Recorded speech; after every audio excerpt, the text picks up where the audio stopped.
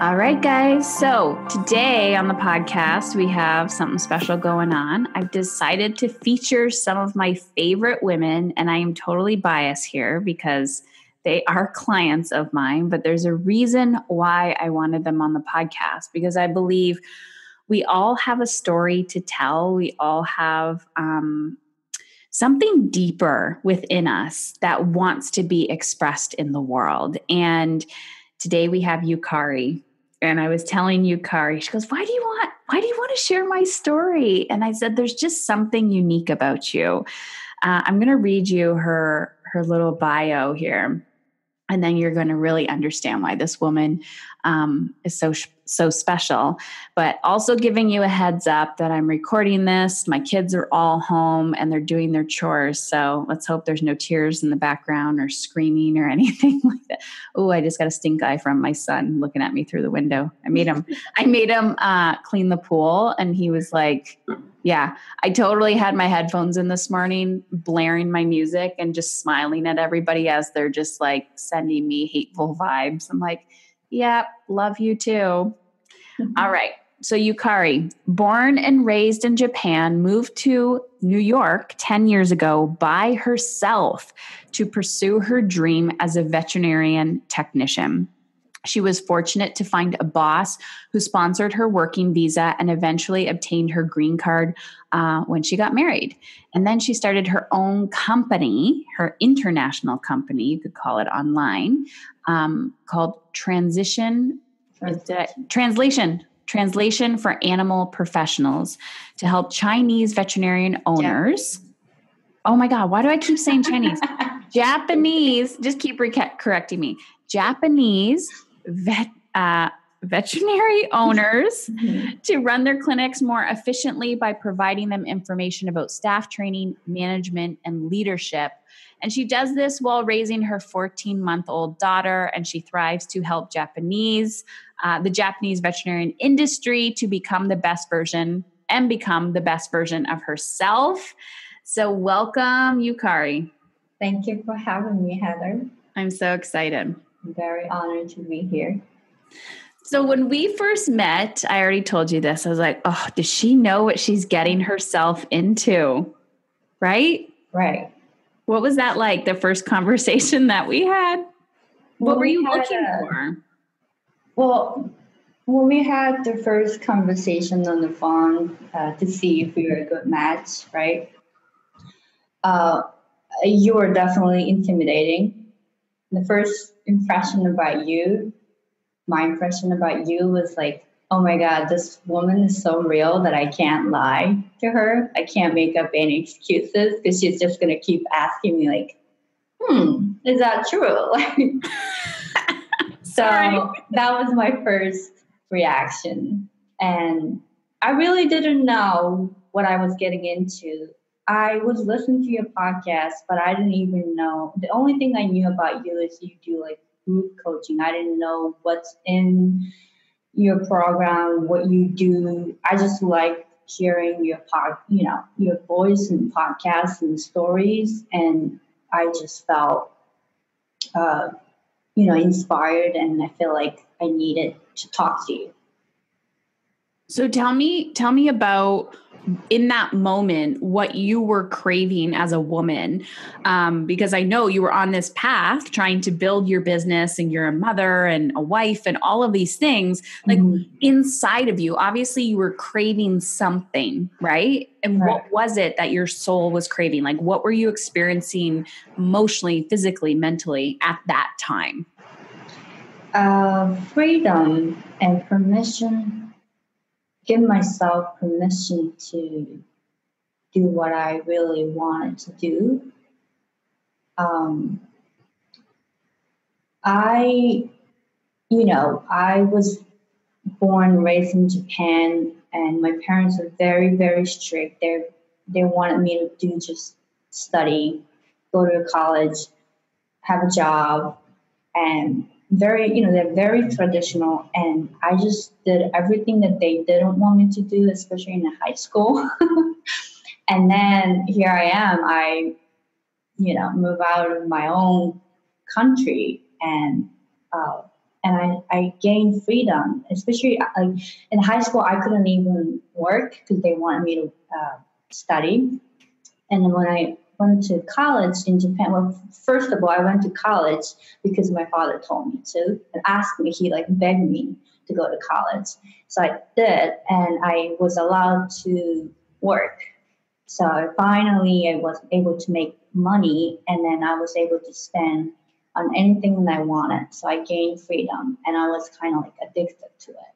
And now I'm like, okay, if I had the money, I can pretty much do anything. I can make anything happen. And, after I graduated from college, I still wanted to be a vet tech, but I was like traveling all over the world. In college, I really didn't study, and I saw, more possibilities, and I had money because I was working like crazy. So I decided to come here, and then I have more freedom because my parents are not around. And I'm part of me is always addicted to my freedom. And then once I got my green card here, now I can work for anybody. I can even start my own business. I can buy a house. Before I couldn't because I was a student visa and working visa. So I was only allowed to work for my old boss. Right. So something you said, and I started smiling. I'm like, that's why we get along so well, is because you're like, my parents told me to do this, so I did the complete opposite. And I think it's that little rebel, right? It's that part of you that says, I see what you're trying to do. I see that you're trying so bad to, help me do what's right. Right. And I say that in quotations. Our parents want the best for us. Right. But there's this mix of they want the best for us, but yet when we're really truthfully listening to ourselves, is that what's best for us? Right. So how did that go over when you were like, you know what, I'm going to go to the United States? What did they think about that? Oh, they thought I was crazy. But I already went to college. Like I told my father, like, I did what you want me to do. And now it's just time for me to do what I want to do. And at the point I was 22, and my parents got divorced, so he couldn't really tell me no, I guess. So tell me what that was like coming to a different culture. Like, talk about resilience, just showing up. And did you speak English at that point? No, I didn't. And no English at all? No. I mean, I knew how to introduce myself. Mm-hmm. That was it. I didn't know anybody. So I found someone online who was willing to share his apartment with me, rent out his apartment.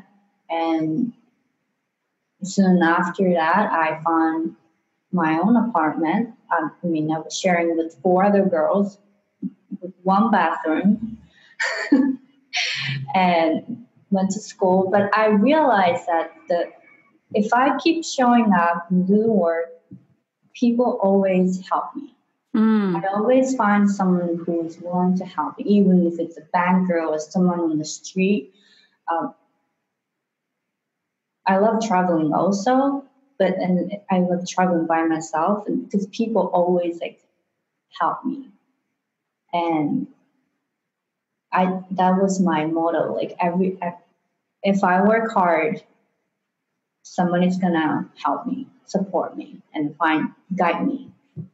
And that's like the law of attraction, right? Or whatever theory you want to put it under. But it's like, if you show the effort, people will meet you halfway. I say this all the time in my coaching, right? I'm sure you're like, oh, Heather, but I'm like, great. What does that look like in your business? What does that look like in your marriage? What does that look like in your parenting? And every time, there's been a few times where I'm like, oh, this is going to hurt. You're not going to like this. and then, you have your moment and you're like, oh, that was a hard pill to swallow. And then you're like, thank you, because we need to hear these things where we're getting stuck. But Yukari, that's when you asked me, I'm always going back to that, like, why did you want to talk to me? I'm like, there's something about you that is the magic sauce that other people are like, why can't I figure this out? And your resilience to go, I want to do this. I'm going to do it. I'm going to figure it out, even if it scares you, even if you're terrified. And, in those moments where you're like, Heather, I can't do this. I'm like, yes, you can. Like, you came to a different country, not speaking the language, and then going, oh yeah, I moved in with this guy that I found on the internet. And here I am, a young Japanese woman coming to the United States. Like, that sounds like a recipe for disaster. It wasn't a disaster. It was definitely hard, but I'm crazy enough to like the disaster. Like, wow, this is new. Wow, this is new. I've never met a person like this. I've never seen anything like this. And I enjoy that. So tell me about what it's like to be a mother. Oh, so much. I learned so much from my daughter every single day. Just mindfulness.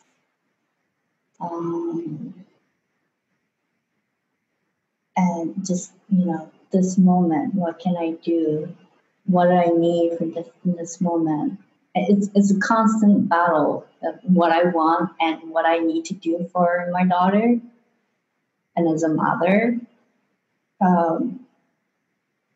but it's definitely nothing like this. Amazing experience. It's really hard because once you have a kid, your life will never be the same. But it's amazing. I would not change anything. Tell me your why. Why are you so determined to keep growing and not just accept what is? There's a difference there. We can even talk about that because I know you're a huge fan of Byron Katie. We can talk about accepting. So there's this balance between accepting what is, like what is in the moment, but then also the pursuit of more. So tell me what that balance is like for you. And I don't like the word balance, that, but right. We'll just use it because it's easy. What it's like to have balance of what I want and accepting what it is.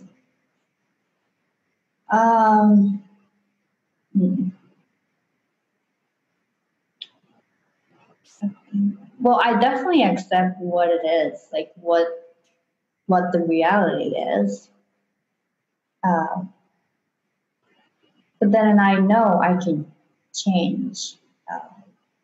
I can change. I cannot make anything or other people change. But I can change my mindset. I can change my approach. I can change the way I look at things, do things, and it just has been everything I wanted has come true. I wanted to be a vet tech. I became vet tech. I wanted to be a mother. I became a mother. I wanted this job. I wanted to work in the U.S. So I was able to. I found a sponsor. Everything I wished for became true. So I know, like, deep in mind, whatever I'm thinking about, like, they say, like, you become what you think about. So what do you think that is that stops people, though, when they're like, oh, wouldn't it be nice? Oh, wouldn't it be nice to have this? Wouldn't it be nice to create that? I think they just simply don't know that they're capable. Maybe they need someone like you to, like, push them. Like, yes, whenever I talk to you, especially when I feel like I don't know what I want, you always say, you know what you want. And then I'm like, yeah, I do. I do know what I want. I always know. I just have to figure out how to get there. And I think it goes back to the beginning of the conversation when you said permission. Right. Giving ourselves permission to want what we want. And because there's a lot of judgment that goes around that. I know as I continue to grow, it's evolution, right? And as you grow, like now I'm butting up against, who are you, Heather, to do this? Like you have enough, meaning you're good, stop growing, right? So there's this paradigm between you're good, stop growing. But it's like, you can't stop the growth of your child. You're watching your daughter in front of you and she's just growing and evolving before your eyes. Like that is nature. You can't stop that.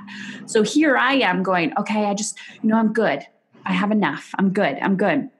And then the desire within me goes, I want more. And not from a place of neediness, from a place of service, right? Like, how can I give back? How can I be more?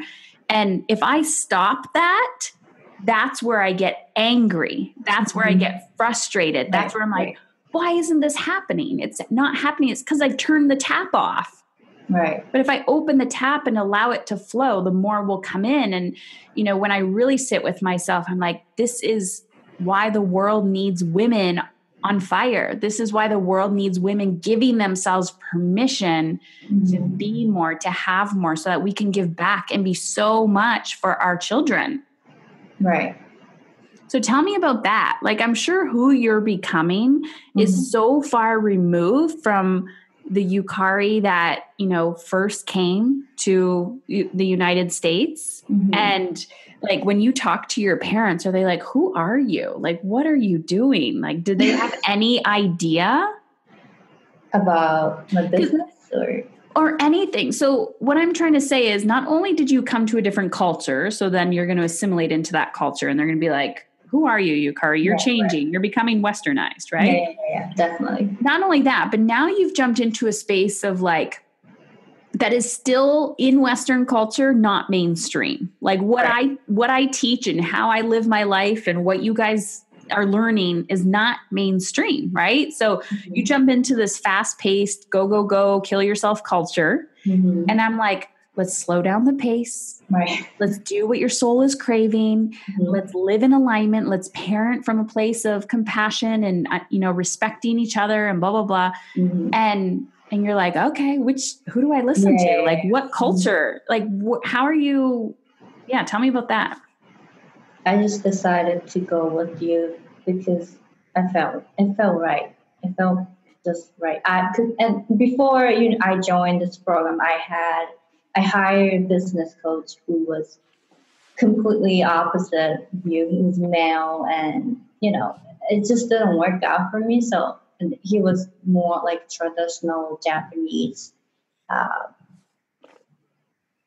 way, I guess, and I experienced that, and I understand it didn't work for me.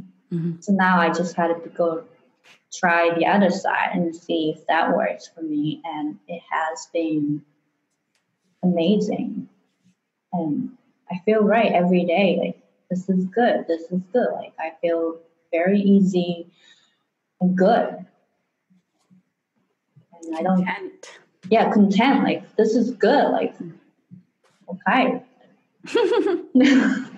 It's that, like, you're willing, it's like I want to have this conversation about what is it when we are content, but yet hungry for growth? I don't think I ever stopped wanting more. I feel like that's part of human nature. And just simply follow that desire rather than, no, I'm good.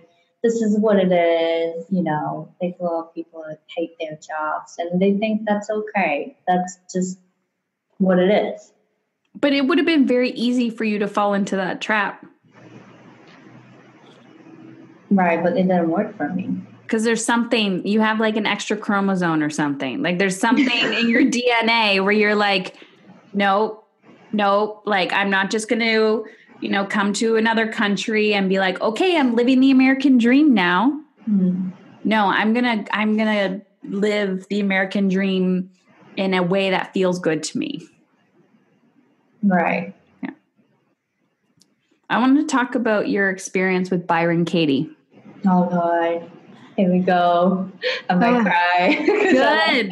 Good. I'm so excited. So for those who are listening, I don't talk about her a lot on the podcast. I do share a lot about her work in my coaching and stuff. So Byron Katie, Bryan Katie, her is a female. People think she's a male because the first name is Byron. I don't even think, but they call her Katie anyways. Yeah, so I'm confused there. But anyways, her work is called thework.com or Loving What Is. And this woman asks the 4 question. Is it true? Do you absolutely know that it's true? Who would you be without that thought? And then she does a turnaround. So I say this all the time. Okay, my child won't listen to me. Is it true that your child won't listen to you? Yes, he's not listening to me. Is it absolutely true that your child is not listening to you? Like, do you have any proof that even though he's not responding, he's not listening? Well, no. Who would you, turn that around? I'm not listening to myself. Her strategies and like your commitment to figure this stuff out is beautiful because a lot of people know this stuff, but they're not willing to do the work. Right. And it creates so much emotional freedom and, looking at our belief systems and the stories that we tell ourselves. And Yukari, like watching you transform through her work has been amazing. Well, first of all, thank you for introducing her to me, my life, because that's one of the modules that you created.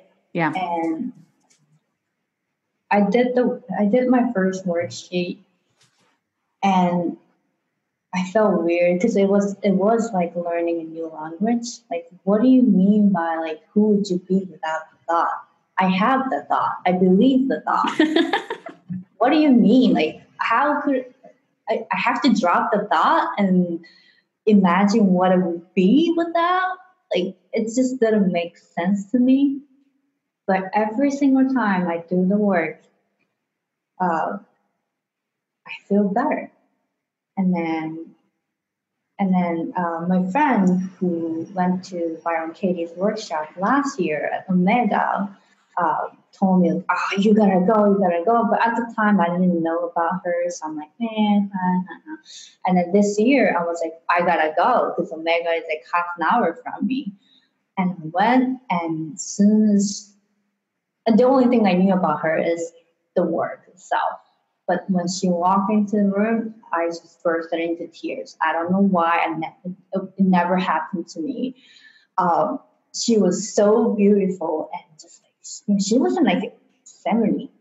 She was like 75. She was like walking so fine and looked great. Not like because she put makeup or anything. She doesn't put any makeup on, but she looked so beautiful. Her blue eyes, just so pure. And I felt like I saw God. And since then, I just do, whenever people bother me, I just question my thought. Questioning my thought is something that I never did before. I was going to say, did you ever do a worksheet on me? No, I haven't. That's a good question. I might, though, in the future. Oh, good. I'm so excited. I'm just kidding. But it is a foreign concept to think about, who would I be without this thought? Mm-hmm. I was at a women's event last night, and they were telling their stories. Mm-hmm. And this one woman was really struggling. Mm-hmm. And she was talking about, the trauma that she had growing up and all of that. And she goes, I don't think I've ever been happy. I'm absolutely terrified to let go of my story. Because there is that fear between, I've been wearing this coat, right? I've been wearing this cloak for so long. Oh my gosh, who is it if I take it off? Like, that's vulnerable. Right. What has been your biggest breakthrough, like in that process, like just from understanding I'm not my thoughts? when it comes to turnaround, it's so painful because all the judgment that you had towards other people, you have to say them to yourself. Like if I say, oh, Heather, you are scary or whatever, like controlling and whatever. I have to say, I am scary. I'm scary. I'm controlling. And it hurts. It hurts me so much. And I realized this is what I have been doing to myself. Every time I judge people, have negative feeling toward other people, I'm saying them to myself. And that turnaround just made me realize that, like, wow, like I'm not being nice to myself. Yeah. And we don't even realize it because we're in it. Right. It's like a puddle. I always see the analogy of we're in a mud puddle and we're just sinking and somebody's there and they're like grabbing your hand and you're like, you either grab the hand or you're just continuing to like wallow in your mud, which is your thoughts. You told me one time that Byron Katie, or it would have been in her book or something, she was trying to heal the relationship with her mother. And she did one worksheet a day. So the worksheet is called Judge Your Neighbor Worksheet, and you can get it for free online. Or there's actually an app that you can do. But she did the same worksheet every day for a year on her mother. Yeah. So it could be asking the exact same questions, right? For a year on her mother. That one shows me commitment, devotion, like you're committed to solving this problem, committed to releasing this from your body, and healing this relationship. And I also think it shows the degree of I don't want to call it trauma, our wounds of where we need to heal. Right. What's your perspective on that? Like just if the thoughts in general, it's not just saying a positive affirmation of like, I have $1 million in my bank account. Like it's not about that. We got to do the inner work. So what do you think about that? We choose every thought comes up in our mind, right? Like every single thought, you choose to believe that. I chose to believe that you're a good coach. I chose to believe that I'm a good person. And I have freedom to choose whatever I want. And if everyone knows that they are allowed, they have permission to choose their thoughts, I think that's amazing. And I think the freedom to choose is we still know, like you were saying, we still know we have the freedom to choose, but yet sometimes we choose otherwise, right? Like we're so stuck. I talk about this once in a while of like how I stopped yelling. Once in a while I still yell. I'm not perfect. But how I really stopped was when I couldn't yell anymore, right? When I was sick and I had no energy and I was in recovery and I'm like, hey, can you go pick up your socks? And the kids are looking at me like, instead of saying, pick up your socks, right? At that point, I had a choice to not yell, but I really had no energy to yell. And then after that, I had this aha moment of like, I have a choice. So I'm like, why does it take people like surrendering for them to actually realize they have a choice until they're like backed in a corner and there's no other way to get out of it? Like when I say to people, you don't need your husband's permission. And they're like, what do you mean? Our money is together and blah, blah, blah. And I'm like, I understand that. I'm not saying hide it from him. But what I'm saying is, do you believe that you are capable of this, right? Like there's so much more that happens. So what do you think about that when people are just convinced, almost addicted to the thought that I can't, 100% I can't, it's not going to happen? In general. Right. Probably because they have underlying beliefs that are taught by other people.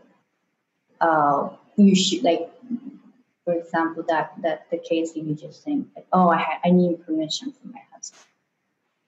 She probably thinks wives always should have permission from their husband.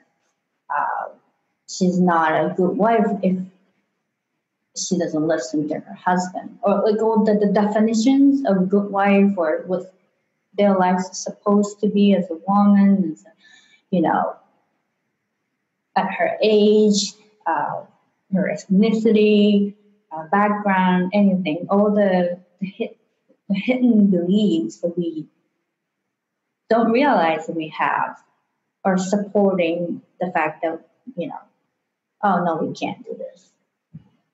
What's a belief that you have that you're really, it's right there, it's terrifying, and you're working on letting it go? I would say money. Well, I just signed up for, you know, private sessions with you because I decided to let go of the belief that I thought I learned from my mother about money. You know, that's not exactly what she said, but I interpreted like, oh, we have to spend more money again. We have to spend money again. We have to spend money. Money equals spending. But I just, you know, the other day I did journaling and I decided to receive value. You know, values right there. I'm just going to grab them. I'm just going to, you know, take them. And I'm trying to shift my mind to money equals receiving values, not spending. Yeah, I think that's a big one. I mean, money is one of those things for people that is a huge trigger point of, I don't have enough. I don't have enough. I don't have enough. Time is like that. Energy is like that. And, you know, when you kind of begin to see it, you're like, wow. And I really like that turnaround of like money equals value, right? Especially when you're making the right investments. And what I mean by the right investments is, you know, people are willing to go spend a few $100s on mindless online shopping, but they won't invest that few $100s in going to the gym or buying healthier food. And then they have to invest the time along with the money to follow through with it. It's like, just because you bought nice gym clothes or have a membership doesn't mean you're going to feel good in your body. You actually have to do the work as well. So I think money for people, especially at this level of investment, you have to put in the work. And I find it's very different. Like, where else in your life are you actually challenged at this level? Like, even post-secondary education has become socially acceptable to have endless amounts of debt. Right? Like endless amounts of debt. That's normal. But there's a lot of people that I follow in the online world that are like, no, man, you could have 10 kids and they could all go to school debt free. And you didn't have to, you know, kill yourself trying to invest. It's like, raise your children to have good money mindsets. You don't need to hand them everything. Let them work for it a little bit. And yes, you can, you know, help them, but allow it to be a co-creation. So there's this, you know, this push-pull with it as well. So yeah, I mean, I could talk to you forever and ever, Yukari, but I just wanted to obviously have this conversation, but to show the world that you can be, do, and have whatever you want if you're just willing and committed to doing the work. Yeah. And I think you are a byproduct of that. I want to go to the United States. I'm going to go to the United States. I want to learn English. I'm going to learn English. Oh, I don't have a place to live while I get there. Well, I'm going to figure it out. I want to start an online business. You know, you live, it's brilliant. Like, you live in the United States. You have partnership with somebody who is in Japan, and your business is, you're the translator, right? Like, you're the translator. And not only are you the translator, but you're helping them cultivate skills that they would otherwise not get anywhere else. So I'm excited to help you grow and continue that. But not only that, just what's manifested in your own home, like how everything is connected. Yeah. Yeah. So what do you say to that woman who's listening and she feels a little defeated in life in general? And she's like, I can't, like, there's just absolutely no possible way that I can do what I want to do, whether that's take a bath, go for a 5-minute walk by herself, or start a business and get out of a sticky situation. What do you say to that woman? Woman who thinks she can't do it. Yeah. You know you can. You know. You just don't want to admit it. Ooh, you're taking a one out of my book. You got to listen to that little tiny voice that says you can. Yeah. Yeah. And everything is figurable. Like Mary, what's her name? Marie Forleo. Yeah. Everything is figure-outable. Yeah, figurable. Yeah. Yeah. I love that saying. It really is. Yeah. I remember watching one of her videos when she was talking about her and Josh, her partner, were going to Italy or something. Mm-hmm. Have you heard this story?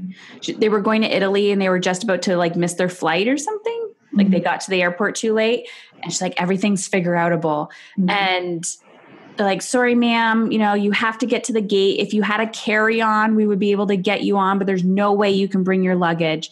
So she went to the gift store and she bought like, something smaller, and she like stuffed all her clothes in there, and like, nope, you're not going to get there. They're literally closing the gates.